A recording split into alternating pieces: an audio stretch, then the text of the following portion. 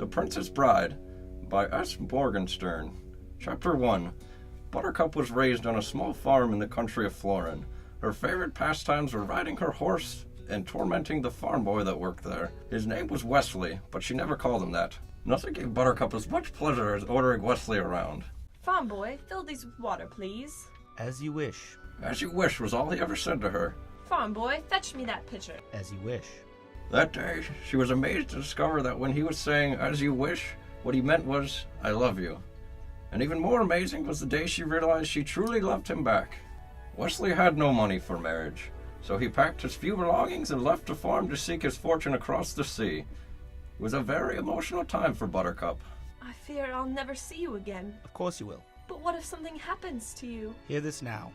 I will come for you. But how can you be sure? This is true love.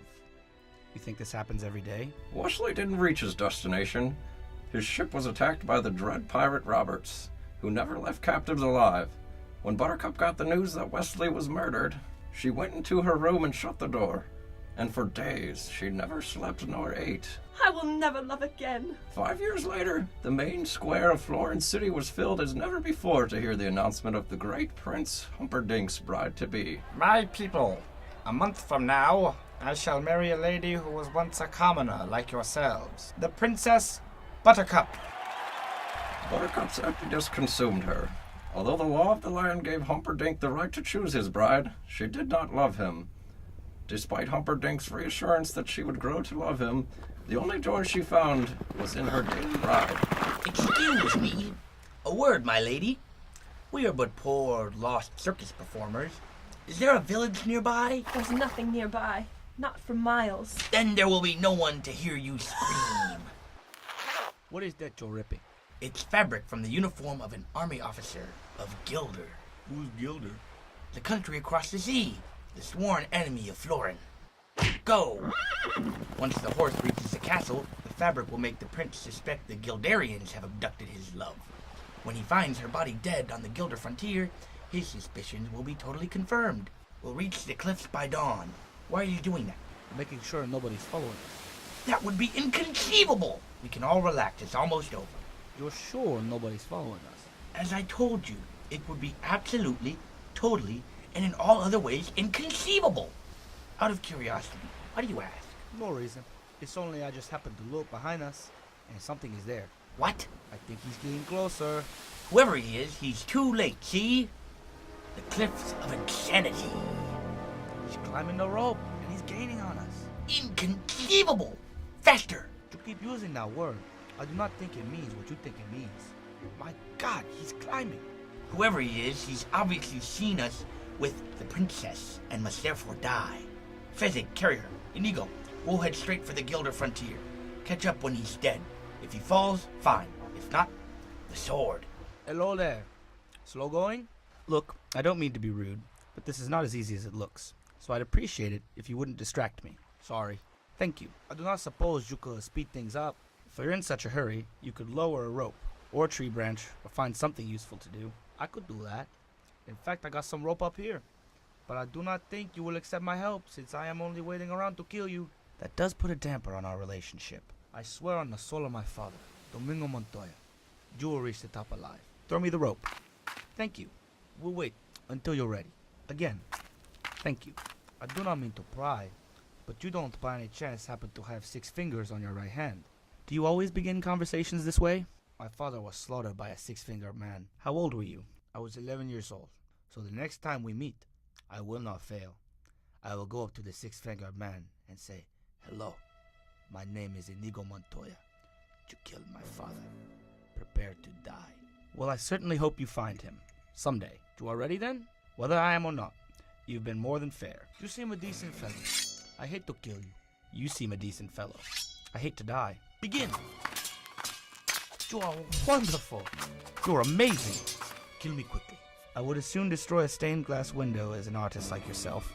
However, since I can't have you following me either...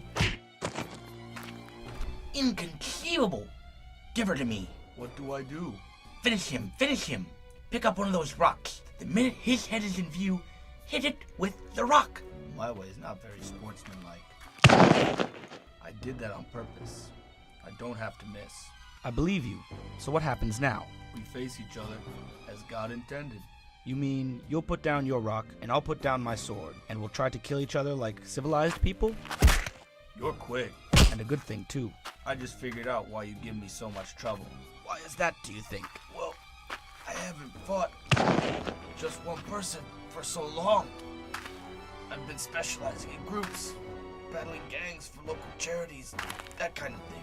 Why should that make such a difference? Well, you see, you use different moves when you're fighting half a dozen people than when you only have to be worried about one. I don't envy you the headache you will have when you awake. But in the meantime, rest well and dream of large women.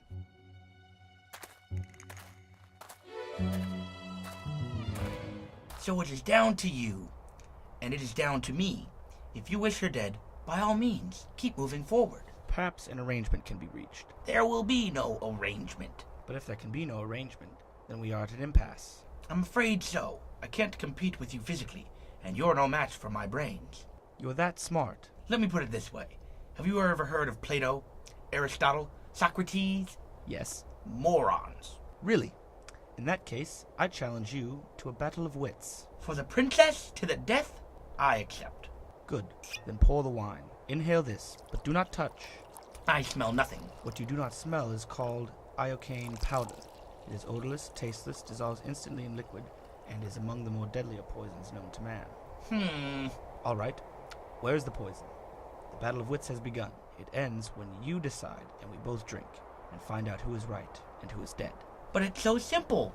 All I have to do is divide from what I know of you. Are you the sort of man who would put the poison into his own goblet or his enemy's? Now, a clever man would put the poison into his own goblet because he would know that only a great fool would reach for what he was given. I'm not a great fool, so I can clearly not choose the wine in front of you. But you must have known that I was not a great fool. You would have counted on it, so I can clearly not choose the wine in front of me. You've made your decision then? Not remotely, because iocane comes from Australia, and Australia is entirely peopled with criminals, and criminals are used to having people not trust them, as you are not trusted by me, so I can clearly not choose the wine in front of you. Truly, you have a dizzying intellect. Wait till I get going. You're trying to trick me into giving away something. It won't work. It has worked. You've given everything away. I know where the poison is. Then make your choice. I will, and I choose... What in the world can that be? What? Where? I don't see anything. Oh, well, I could have sworn I saw something. No matter. What's so funny? I'll tell you in a minute. First, let's drink. Me from my glass and you from yours. You guessed wrong. You only think I guessed wrong. That's what's so funny. I switched glasses when your back was turned, you fool. Never go in against a Sicilian when death is on the line.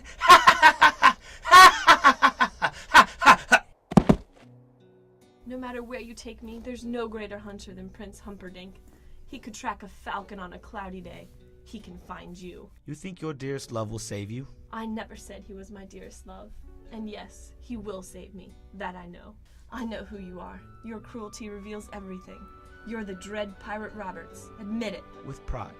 You killed my love. I died that day. You can die too, for all I care. As you wish. Oh, my sweet Wesley. What have I done? Ugh! Ah! Ugh! Ah! Can you move at all? Move? You're alive. If you want, I can fly. I told you, I would always come for you.